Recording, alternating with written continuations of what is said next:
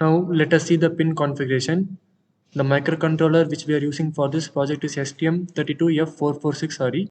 We are using analog to digital converter, USART for serial communication and GPIO outputs. Pin PA0 is defined as ADC1. PA2, PA3 is used for USART2. PA10, PA9 is used for USART1. PA6, PA7, PC7 and PB4, PB5, PB6. These are used for GPA outputs. The GPA output pins are connected to the LCD display. This is the configuration for the USAR2.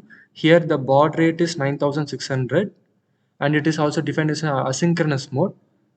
Bit length is 8 bit. We are including no parity and the stop bit is 1. For USART1 also we are defining it as 9600 bits, asynchronous mode, 8 bit length, parity is 0 and stop bit is 1. Now let us see the clock configuration. Now let us see the clock configuration. We have initialized the clock as a default. We are using the HSI clock. It is running at 16 megahertz and all the configuration is in default mode. Now let us see the coding part.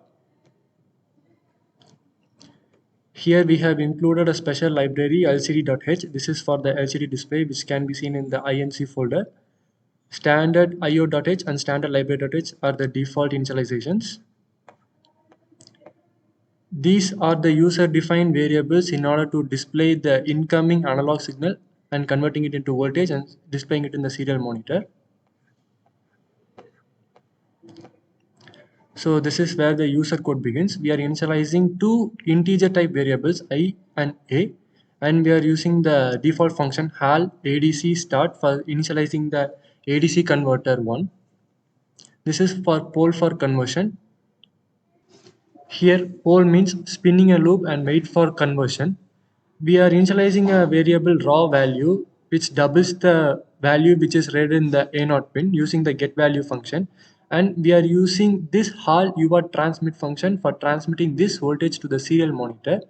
Read voltage is the variable which we used to display the voltage after conversion. This is the formula for it.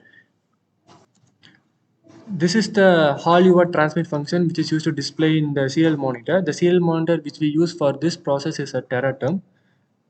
This is the teraterm window. Here we have to get serial and here the ST-Link port will be visible. If we click OK, then the value will be displayed in the teraterm. And a normal HAL delay is given for 1 second. These are the initializations for the LCD display. Uh, for D4 pin, it is C7. That means in C port we are giving a 7th pin. For D5 it is B6. For D6 it is A7, and for D7 it is A6. GPIO B is given for RS GPIO port. EN is given for also BI port, and EN pin is pin number 4. The LCD is initialized in the 4-bit mode, and it is the LCD cursor is the function in which the pointer will be placed at the first time. Here we have declared a loop for I is equal to 0, I less than 45, I plus plus, which means the input variable should be read continuously for 45 seconds. Why you are using 45 seconds means in order to declare it as a true pin, the voltage should repeat thrice within 45 seconds. So in order to run the loop for 45 seconds, we have declared the 45. If read voltage greater than 0.85, the integer variable A gets incremented. That means within 45 seconds, the voltage should repeat itself greater than 0.85. So if it is less than 3, it is considered as a false pin, and using this HAL UART transmit function, it is transmitted to the ESP32. From the ESP32, it gets connected to the cloud, and from the cloud, we can get the alert in our mobile phone. If the read voltage is continuously coming greater than 0.85 for more than 3 times within 45 seconds, the LCD will also display as true pin, and using this HAL UART transmit function, we are transmitting it to the ESP32. Now let us get into the ESP32 programming. So this is the Arduino IDE. Here we are defining the ESP32 core Wi-Fi cloud in order to connect the ESP to the cloud. These are default libraries, Wi-Fi.h, remote.xy.h. Here the remote.xy is the cloud server which we are using for display the information. This is the hotspot name. This is the password. This is the cloud server details. This is the port. And this is the cloud token which we generate for our cloud. These are default initializations in order for the cloud to work properly. And inside the struct, we are defining the characters which have to be displayed in our phone screen. That is a character and sound which in order to get the notification, and LED for indication. These are the initializations for the remote XY. We are declaring globally a char star type A, volatile int F, and volatile byte index. This is the setup code for initial setup. Remote xy.init, that is we are initializing the cloud. Serial.begin, this is for initializing the ESP32.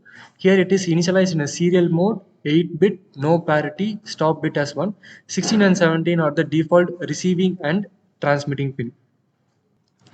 Inside the loop, we have initialized remote xy.handler. If serial.available greater than 0, that is value is coming from the STM32 means this loop will get executed. Here we are reading the input value using serial.read function and saving it in the C. If the index of C is less than the buff which we initialized before, the index gets incremented and it is saved in C. Serial.printf, this is for printing the buff value. We are using string compare function and storing it in an integer type f.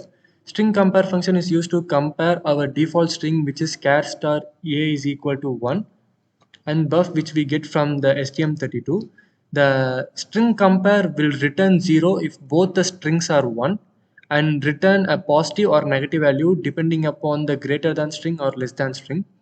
If both the strings are equal, true pane gets displayed in the serial monitor of the ESP32 and remote xy.text1, which means in the cloud server, true pane will get displayed and the sound 1 is equal to 1001, which means the sound gets initialized and the LED also gets initialized. If f is equal to 1, that is, if it is a false pane, in the ESP32 using the serial.print function, we are displaying the false pane and we are sending it to the cloud as false pane, and also we are turning off the sound and also changing the LED for indication.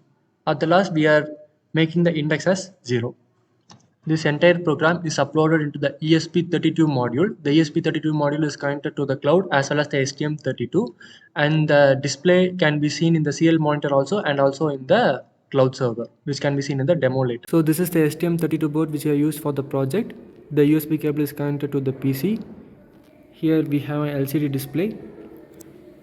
This is the ESP32 module, and this is the power supply for the EMG sensor.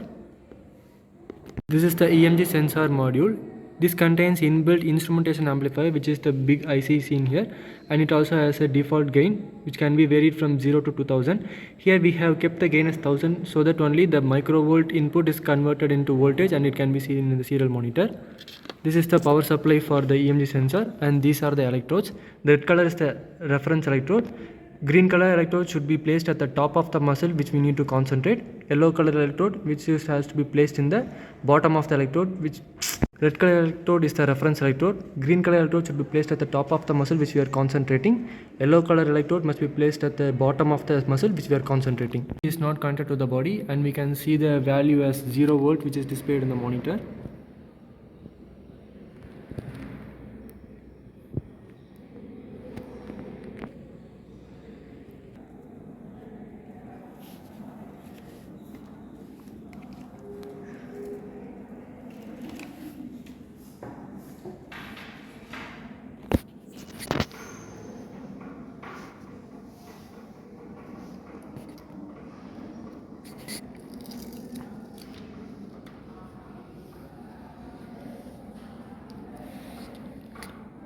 Now the electrode is placed in the hand.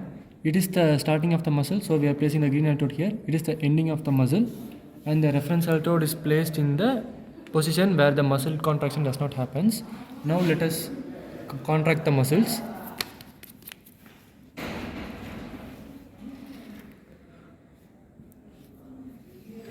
The display is seen as 0.78 volt. As we can see in the display. and in the LCD display it is displaying it as false pin.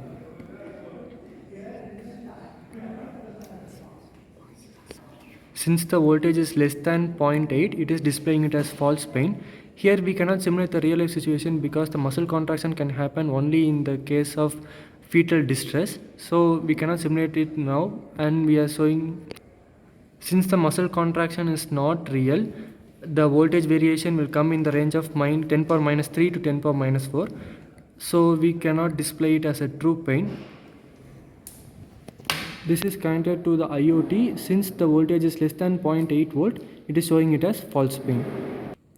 Without prior approval, we cannot use this product to get data from the real life situation. So in order for the demo purpose, we are connecting the A0 pin, which is the blue color, from the EMG sensor, and we are right now the signal which is coming from the EMG sensor is connected to the A0 pin, which is the blue color. In real life situation, we cannot simulate it due to lack of assurance. Due to lack of approval, we cannot use this for simulating in the real time situation. So in order for the demo purpose to show our entire project, we are using the potentiometer. This can be connected to the A0 pin inside of EMG sensor, and the demo can be seen. Now the potentiometer is connected to the A0 pin. Now the potentiometer is set to the minimum value. It is displaying 0.2 volt.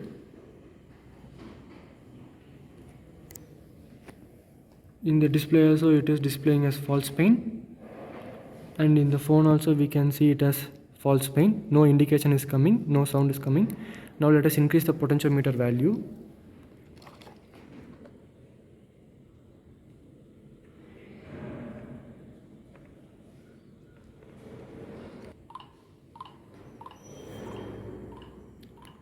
Voltage greater than 0.8 for continuously 3 times.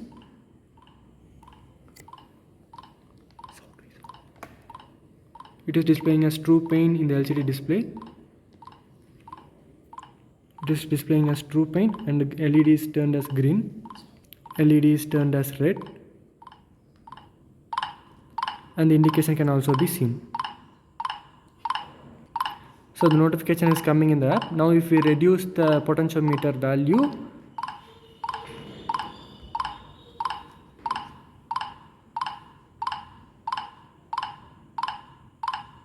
the indication is stopped and it is displaying as false pain.